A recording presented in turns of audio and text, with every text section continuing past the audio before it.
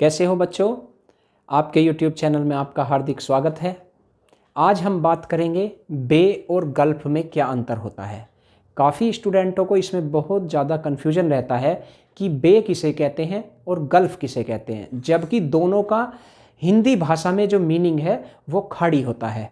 यानी बे को भी हिंदी भाषा में खाड़ी कहते हैं और गल्फ को भी हिंदी भाषा में खाड़ी कहा जाता है, जबकि अंग्रेजी भाषा में बे और गल्फ अलग अलग शब्द हैं।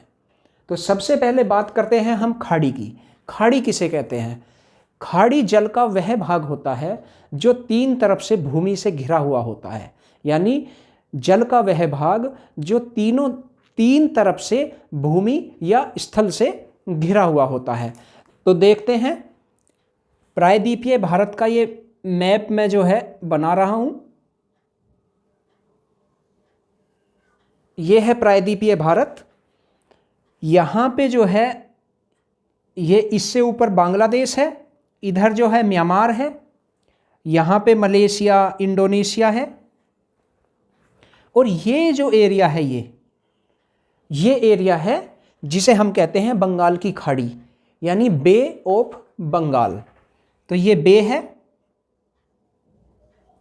बे ऑफ बंगाल है ये, ठीक है। और इसका जो एरिया है ये सारा ये पानी है, और इधर भारत है और ऊपर बांग्लादेश है। तीन तरफ से जो है स्थल से घिरा हुआ है और एक तरफ इधर जल एरिया है, ठीक है।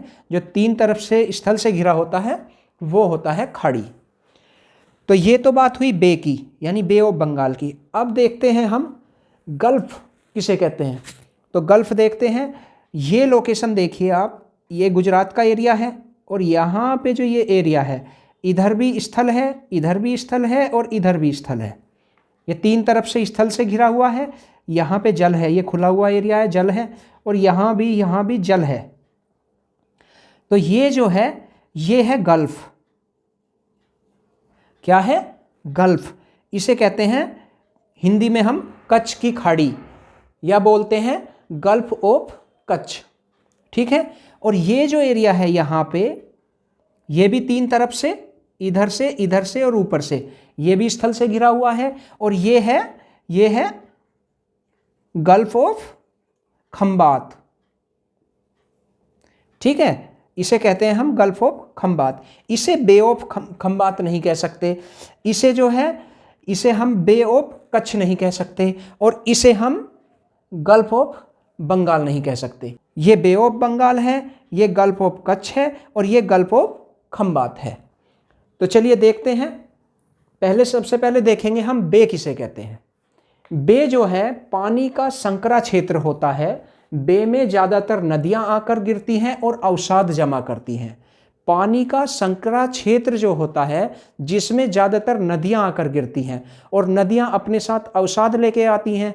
अवसाद आप जानते होंगे, जो नदियां अपने साथ बहा के लाती हैं, जैसे बालू, मिट्टी, कंकड़, पत्थर और अपशिष्ट पदार्थ होते हैं, पेड़ पौधे और पेड़ों के पत्ते वगैरह जो बहा के लाती हैं, उसे कहते हैं अवसाद। तो नदियां अपने साथ अवसाद लेके आती हैं और बे में ज़्यादातर नदियां आकर गिरती हैं, और वो अवसाद जो है क्या करता है, बे क्षेत्र को धीरे धीरे पाट रहा है अवसाद, ठीक है। यानी वो जो अपशिष्ट पदार्थ अवसाद नदियां अपने साथ लाती हैं वो बे क्षेत्र में आके इकट्ठा हो रहा है, और बे क्षेत्र जो है धीरे धीरे उसका पटान हो रहा है, यानी वो पट रहा है, ठीक है। तो उसे कहते हैं हम बे। अब देखते हैं गल्फ किसे कहते हैं। गल्फ यह भी पानी का संकरा क्षेत्र है बे की तरह, लेकिन गल्फ जो है सिकुड़ नहीं रहा है।